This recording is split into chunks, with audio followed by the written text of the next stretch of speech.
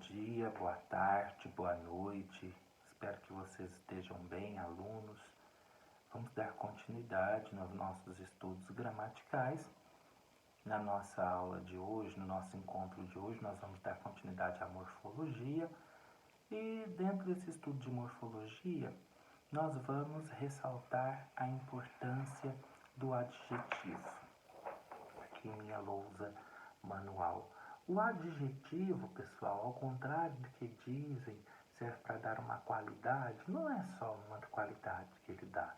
O adjetivo, melhor definindo, ele serve para dar uma característica, certo? Ele atribui uma característica ao substantivo, a um ser, a uma pessoa.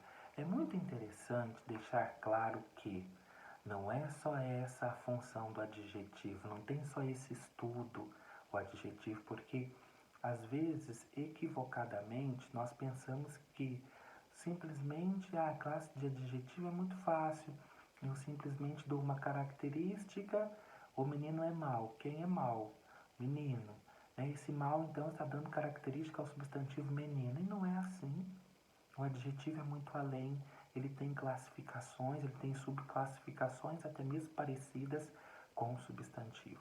Então, vamos nos atentar aos estudos para que nós consigamos captar bem a mensagem, para que nós não deixamos nós também cairmos nessa de que adjetivo é uma coisa rápida, uma coisa prática.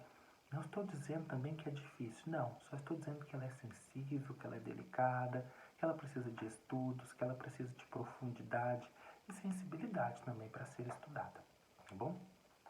Quando eu falo de adjetivo, pessoal, é interessante então nós sabermos isso, que eu acabei de falar agora, e também é muito interessante que vocês saibam que o adjetivo, aqui nesse nosso estudo, ele também já serve para, morfossintaticamente falando, ainda que nós estejamos somente na morfologia, mas ele tem um papel morfossintático. Por isso que eu escrevi morfossintaticamente falando. Por quê? O adjetivo vai aparecer lá na análise sintática. E quando ele aparecer lá na análise sintática, ele terá um outro nome. Por isso, morfossintático. Morfossintaxe é a união de morfologia mais sintaxe. Então, lá na sintaxe, ele exercerá a função de adjunto adnominal e também exercerá a função de predicativo do sujeito. Então, nós precisamos entender de uma maneira muito clara, de uma maneira muito ampla, que o adjetivo ele também aparecerá lá na análise sintática. Entretanto, esse aparecer dele na análise sintática, ele não vai se classificar como adjetivo. Ele vai se classificar, ora como adjunto adnominal, ora como predicativo, seja ele do sujeito, seja ele do objeto. Então, isso é interessante que nós saibamos. E a esse fenômeno, nós damos o nome de morfossintaxe, tá? A união, então, da morfologia, que é o que nós estamos vendo, com a sintaxe, com a análise sintática, que é o que nós veremos a posteriori. Dando continuidade, como eu lhes disse, vamos para a classificação do adjetivo. Então, quando eu tenho essa classificação do adjetivo, vale deixar claro para vocês que também aqui eu estou falando de morfossintaxe, porque eu vou lá nas orações subordinadas orações subordinadas adjetivas explicativas e restritivas. É daqui que sai esse nome, da classificação do adjetivo. Daqui ele salta lá para a análise sintática. Então vamos entender aqui agora, porque depois vai ficar fácil para nós lá na análise sintática. Combinado? Então veja, ele será um adjetivo explicativo quando ele der a qualidade do ser. Então veja, é do ser, faz parte do ser. Neve fria. Nós não temos neve quente. Então esse fria já é uma característica que faz parte do ser. Então eu vou chamar de explicativo, porque está explicando a situação. Nós temos também o nome de restritivo, esse adjetivo restritivo. Veja, enquanto o explicativo ele dá a qualidade do ser, o restritivo, como eu lhes disse aqui na minha lousinha, ele dá a qualidade que não é do ser, ele pede emprestado. Se você prestar atenção, vem uma palavra que não é própria dela. Exemplo que eu coloquei para vocês, fruta madura. O que eu quero dizer com isso? Que essa característica não é só das frutas, não é uma característica única e exclusivamente deste ser. Por isso nós restringimos neste caso, certo? Então, o adjetivo vai ser classificado dessas duas maneiras. Adjetivo explicativo, ele dá característica do ser ao ser.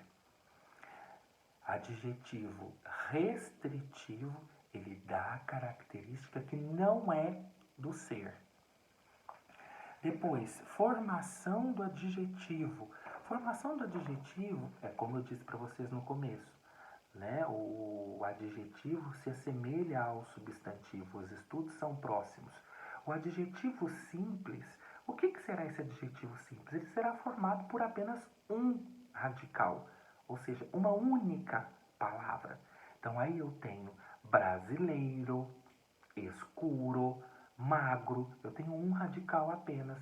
Já nos adjetivos compostos, eles são formados a partir de um radical. Quando eu tenho mais de um radical, exemplo, luso, brasileiro, castanho escuro. Então veja, eu tenho dois radicais, certo? Mas sempre vamos nos lembrar que eles dão característica. Brasileiro, escuro, magro, castanho escuro, luso brasileiro, tudo isso é uma característica. Não é qualquer palavra dupla que eu vou classificar como adjetivo composto. Tá? Para ser adjetivo composto, ele tem que dar essa ideia de característica. Se for simplesmente duas palavras, eu vou chamar de substantivo composto. Por exemplo, couve-flor. Combinado? Então aí, couve-flor, eu tenho um exemplo de substantivo composto. Agora, adjetivo composto, cabelo castanho escuro, olhos castanho escuro. Aí eu estou dando uma qualidade, uma característica, uma definição maior a esse substantivo cabelo. Combinado? Depois eu tenho adjetivo primitivo. O adjetivo primitivo é ele que é o responsável por dar origem a uma palavra. Tá? É ele que dá origem a uma ou mais palavras na língua portuguesa. Então eu vou chamar de primitivo. É ele que faz nascer, é dele que nasce as outras palavras. Exemplo, belo, bom, feliz, puro. Eu vou classificar de adjetivo primitivo. Adjetivo derivado é quando quando esta característica, ela já vem de outra palavra existente. Então, se eu falo ela é bela, ela é belíssima, ela é boa, ela é bondosa ou boníssima. Ele é magro, ele é macérrimo, tá? Então, de macérrimo, a palavra macérrimo vem de magro. A palavra bondoso vem de bom. Belíssimo vem de belo. Então, aí eu vou chamar de adjetivo derivado. Depois eu tenho, pessoal, por fim, a locução adjetiva. Não podia esquecer de falar em relação a ela. Sempre quando eu falo de locução adjetiva, eu preciso entender locução. Vocês ainda vão passar muito por isso em verbos, vão falar de locução verbal. em advérbios, locução adverbial, em preposição, locução prepositiva. Então vamos entender aqui de uma vez por todas o que é esse termo locução, o que ele significa para a língua portuguesa, dentro dos estudos da língua portuguesa, dentro dos estudos gramaticais. Locução é união de palavras. Então, locução, adjetiva, união de palavras que dão característica. Veja, exemplo, união de palavras. Aves da noite. Aves da noite, esse da noite é o mesmo que noturnas. Só que eu utilizei a união de palavras, eu utilizei uma locução adjetiva.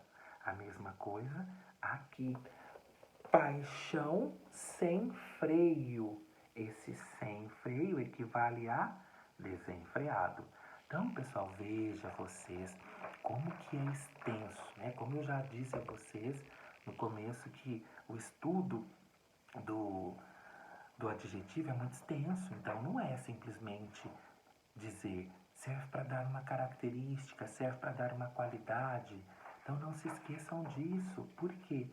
O adjetivo ele é muito importante para que vocês estudem, para que vocês entendam, para que vocês saibam quando vão utilizar o adjetivo, se ele está sendo anteposto ao substantivo, se ele está sendo pós-posto ao substantivo.